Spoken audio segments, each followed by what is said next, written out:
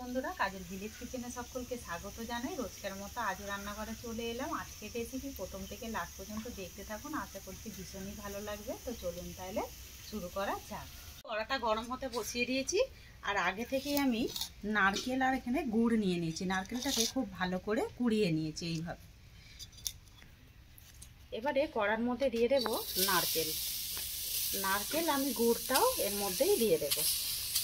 বেশ কড়াটা কিন্তু ভালোভাবেই গরম হয়ে গেছে। তোমরা চাইলে এই পাকটাকে চিনি দিয়েও কিন্তু দিতে পারো, অথবা খেজুর গুড় দিয়েও কিন্তু করে নিতে পারো। আর গ্যাসটাকে উনুনটাকে একটু আস্তে জাল দেবে, না হলে কিন্তু পুড়ে যাবে।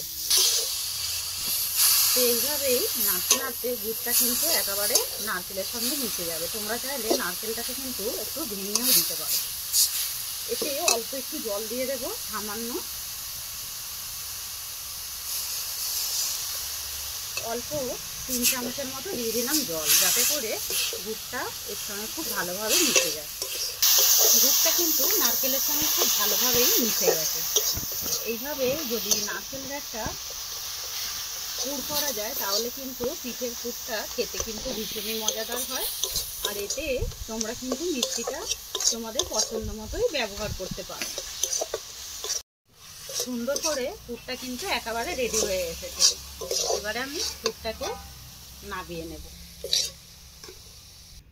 পুরটাকে আমি একটা থালার মধ্যে নামিয়ে নিলাম। এবারে ততক্ষণে এখানে নিয়েছি দুধ। আমি এখানে 500 দুধ নিয়েছি। তোমরা চাইলে কম বেশি নিতে পারো, আর তোমরা চাইলে এখানে প্যাকেটের দুধও ব্যবহার করতে পারো। আমি কিন্তু প্যাকেট দুধ নিয়েছি। তোমরা চাইলে এখানে গরুর দুধ নিতে পারো, অথবা যে পাউডার দুধ হয় সেটাও কিন্তু গরম জলের মধ্যে গুলেও এই পিঠেগুলো করতে পারো। সমস্ত দুধটাই দিয়ে দিলাম। দুধটাকে আমি আগে থেকে একটু জাল করে রেখে দিয়েছিলাম। 3টে ফাটিয়ে নেওয়া এলাচ, তাতে করে কিন্তু মালাইটার টেস্টটা কিন্তু দারুণ হবে।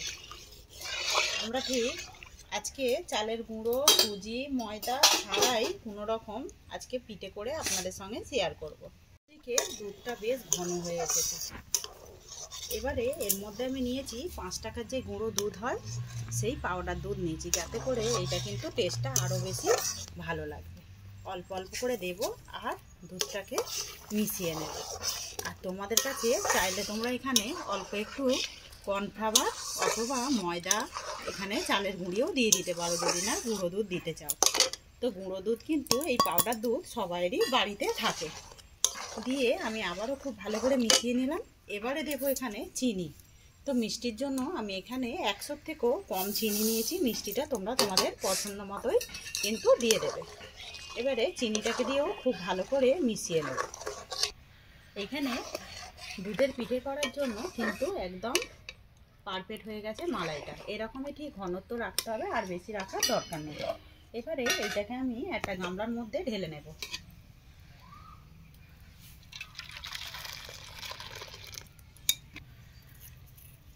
এবারে এটাকে একটু ঠান্ডা করে নেব।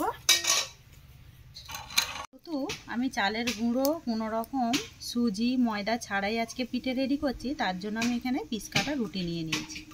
কয়েকটা রুটি নিয়ে নিয়েছি। আর এখানে নেব চাকি বেল্লা। চাকি বেল্লার মধ্যে একটা করে রুটি দিয়ে দেব। দিয়ে একটা গেলাস নিয়েছি। গেলাস দিয়ে মাঝ বরাবর ঠিক এইভাবে গোল করে কেটে নিতে হবে। আর রুটিগুলো কতটা সুন্দর দেখুন, আর কতটা ভালোভাবে কাটা হয়ে গেল। এইভাবে সমস্ত রুটিগুলোকেই আগে কেটে নেব।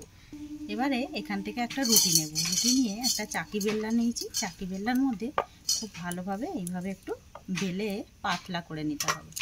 সমস্ত রুটিগুলোকেই আমি এইভাবে বেলে একটু পাতলা করে নেব, তাহলে কিন্তু পিঠেগুলো করতে সুবিধা হবে বা গড়তে সুবিধা হবে। আমার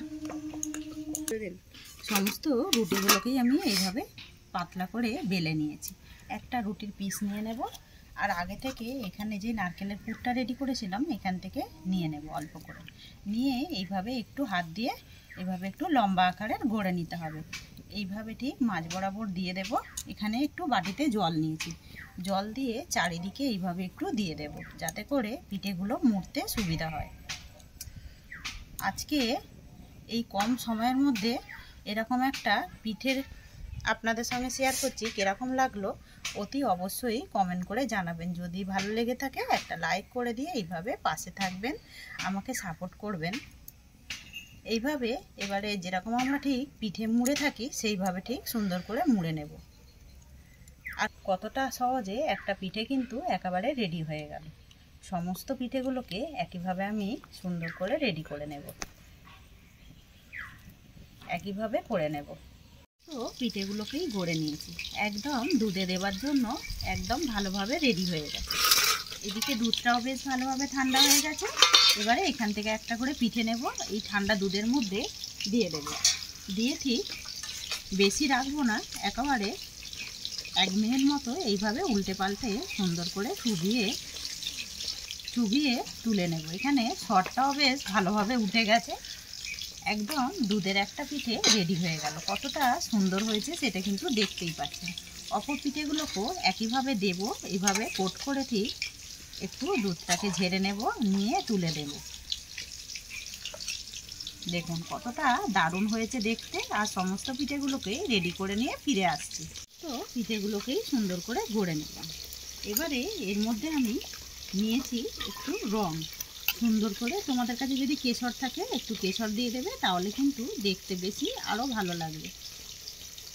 এটা শুধু একটু দেখতে সুন্দরের জন্য আমি দিলাম। তোমাদের কাছে যদি কেশরটাকে একটা করে দুধে চুবিয়ে এইভাবে দিয়ে দেবে, তাহলে কিন্তু আরও বেশি মজাদার দেখতে হবে। ওপর থেকে দিয়ে দিচ্ছি একটা করে টুটি ফুটি। তোমরা চাইলে এখানে কোনো রকম বাদামও ব্যবহার করতে পারো, তাতেও হবে। তো আজকের রেসিপি আপনাদের কীরকম লাগলো অতি অবশ্যই কমেন্ট করে জানাবেন। যদি ভালো লেগে থাকে একটা লাইক করে এইভাবেই আমার পাশে থাকবেন, আমাকে সাপোর্ট করবেন। আর কতটা নরম তুলতুলে হয়েছে সেটা কিন্তু দেখতেই পাচ্ছেন। একদম হাতে দিলেই মানে মুখে দিলেই একেবারে মিলিয়ে যাবে। পুরে ঠাসা এই দুধ পুলি পিঠে রেসিপি একবার হলো বাড়িতে এই ঠান্ডায় বানিয়ে খেয়ে আমাকে কমেন্ট করে জানাবেন। এইভাবেই আমার পাশে থাকবেন, আমাকে সাপোর্ট করবেন। আমার এরকম নিত্য নতুন রান্নার জন্য পাশে থাকা বেল আইকনটি প্রেস করবেন। সবাই ভালো থাকবেন, সুস্থ থাকবেন। ধন্যবাদ। আবারও কোনো নতুন রেসিপি নিয়ে ফিরে আসবো। আজকের মতো এই পর্যন্ত।